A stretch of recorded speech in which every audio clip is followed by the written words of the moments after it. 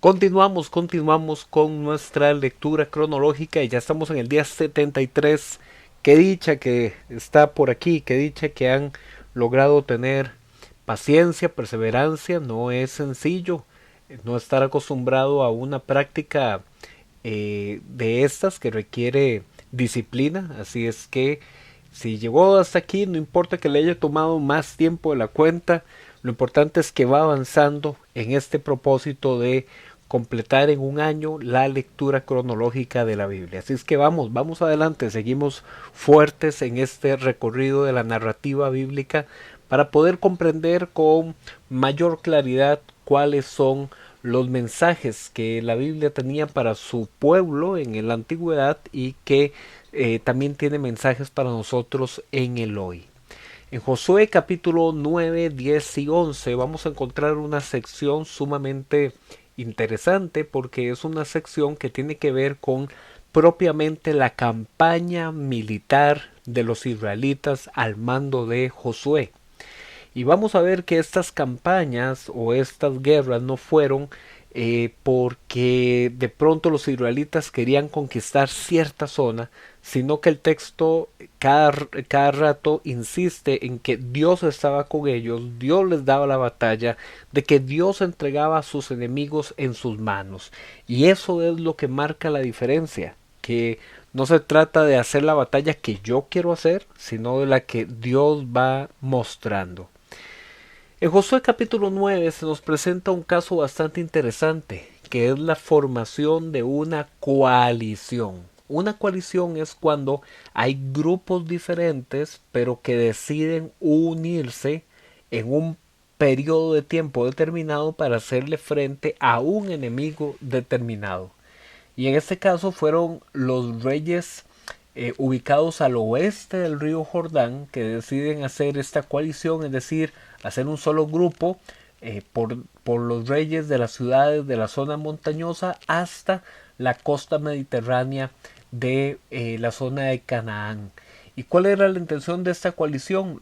Poder hacer una guerra de resistencia contra Israel. Así es que todos esos reyes de esas zonas quisieron unirse para pelear en contra de Israel. Pero uno de esos pueblos, los Gabaonitas, es decir, las personas provenientes de Gabaón, ellos no quisieron unirse a esa coalición, sino que más bien idearon una estrategia para tener paz con Israel.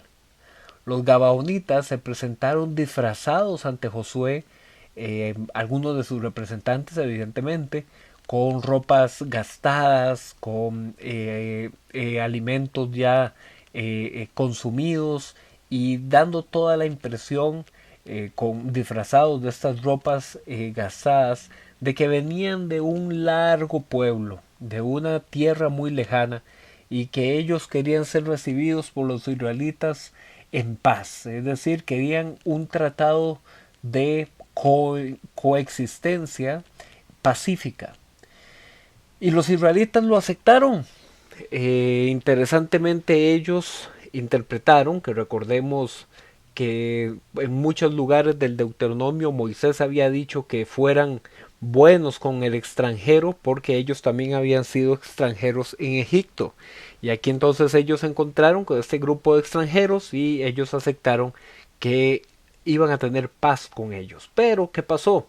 Que 3 días después los israelitas descubren que en realidad ellos no eran extranjeros de tierras lejanas, sino que eran sus vecinos que estaban cerca de la zona sur de Canaán. Aún así, de cuando llegaron delante de ellos decidieron no matarlos porque ya ellos habían comprometido con un juramento para no hacerle daño a los gabaonitas.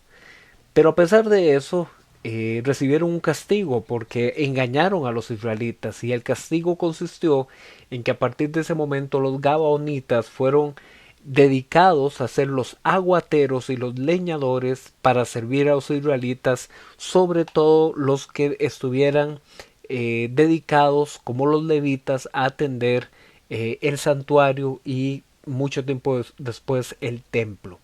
Así es que vemos una estrategia muy interesante en las Gabaonitas. Ellos eligieron servir antes de morir. Es muy interesante esa estrategia que escogieron. En Josué capítulo 10 nos encontramos con que el rey de la zona Jebusea, es decir, la zona del sur de Canaán, que con el tiempo llegaría a conocerse como Jerusalén, le propuso a los otros reyes locales de esa zona montañosa amorrea que pudieran ir a invadir Gabaón. Ahora que Gabaón se había rendido a los israelitas, entonces esta coalición de reyes dijeron, bueno, vamos en contra de Gabaón. Y Josué se entera de esto porque los gabaonitas mandan a llamar a Josué para que los ayude, y entonces salieron con los ejércitos israelitas desde Gilgal para darle una defensa a los gabaonitas. Este encuentro militar entre estos dos grandes ejércitos provocó que la batalla fuera tan tensa, tan larga, que aún Dios tuvo que intervenir desde el cielo a favor de Israel, trayendo granizo para matar a parte de esta coalición de los amorreos. Incluso cuando los amorreos huían, Josué pidió a Dios que el sol se detuviera y que la luna no se moviera. De esta forma iba a tener más tiempo, y ellos lo consideraban como tener más luz del día para poder terminar la batalla. Bueno, este pasaje ha sido uno de los pasajes del Antiguo Testamento más connotados, más discutidos, porque por un lado están aquellos que lo toman de forma literal y que lo leen, a pesar de que es un texto que tiene muchos elementos poéticos, pero lo leen considerando que efectivamente la Tierra detuvo su movimiento para que el Sol pareciera estático y así pudieran terminar la batalla. Entonces hay un grupo de gente que lo cree de esa forma. Lo cierto del caso es que si se hace un estudio considerando el contexto cultural, el contexto histórico, el contexto religioso de esa época, hay otra posibilidad. Y esa otra posibilidad de interpretación es considerar que esa mención que se hace a que el sol se detenga y que la luna no se mueva, tiene que ver con el uso de estos símbolos celestiales como señal de que el favor de Dios estaba con Israel para darles la victoria, y de que esa señal de el sol a un lado y la luna a otro lado era un mal augurio, es decir, una mala señal para los gabaonitas. Entonces, bueno, cada quien podrá escoger cómo lo interpreta. Realmente esto es un aspecto que no es de ninguna forma fundamental para el mensaje bíblico más general, pero sí es importante considerar que los elementos comparativos a nivel del estudio religioso, histórico, cultural, apuntan más a que esta declaración de Josué era una forma de decir: vean, las señales del cielo están a nuestro favor y están en contra de ellos.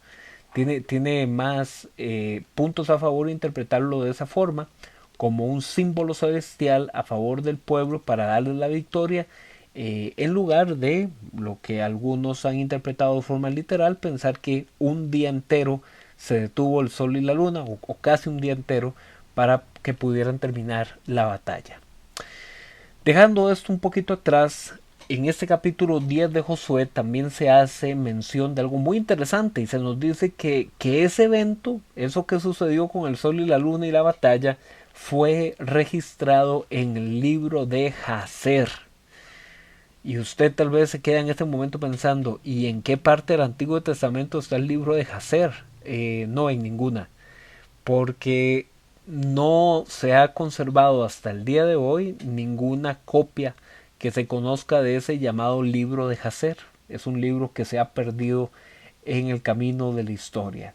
Pero si se toma en cuenta esta alusión que se hace aquí, puede interpretarse que este libro de Jacer tiene que ver con una narración épica de las batallas de Israel desde la antigüedad. De manera que de este libro solo lo conocemos por referencia, y hasta el día de hoy no ha aparecido una copia del libro de Jacer. Entre los derrotados de esta coalición también estaban los 5 reyes amorreos que habían organizado la invasión a Gabaón. Y ellos los capturan los israelitas y acaban con ellos. Después Josué continuó en campaña junto con el ejército israelita y tuvieron una gran conquista militar por toda esa zona. Partieron ahí de una ciudad a la otra, de una ciudad a la otra, y más de 10 ciudades llegaron a conquistar, ciudades cananeas que fueron derrotadas y tomadas el control desde el centro hasta el sur de Canaán por los israelitas. En Josué capítulo 11 se nos menciona que ahora la batalla se podría denominar como una campaña del centro al norte de Canaán, donde también en esa zona norte hubo la formación de una coalición militar para enfrentarse a Josué. Pero Dios entregaría en manos de Josué a todos sus enemigos para derrotarlos y quemar sus ciudades. El capítulo 11 cierra con el recuento de todas las zonas en donde Josué logró la victoria para tomar posesión de la tierra, según lo que Dios le había ordenado a Moisés. Con esto estamos casi haciendo cierre de esta primera parte de este libro de Josué, que tiene que ver con todas las campañas militares de conquista, primero la zona norte, luego del norte hacia el sur y luego del norte hacia, perdón, del centro hacia el norte de Canaán. Aquí vemos pues confirmada toda la profecía de tomar la tierra que se había dado desde el libro de Deuteronomio. ¿Qué sigue en el libro de Josué después de esta parte de las batallas? Eso lo veremos mañana, donde se arranca la historia o la narración de la repartición de las tierras de Canaán entre todas las tribus. Pero bueno, eso lo iremos viendo a partir de mañana. Nos vemos.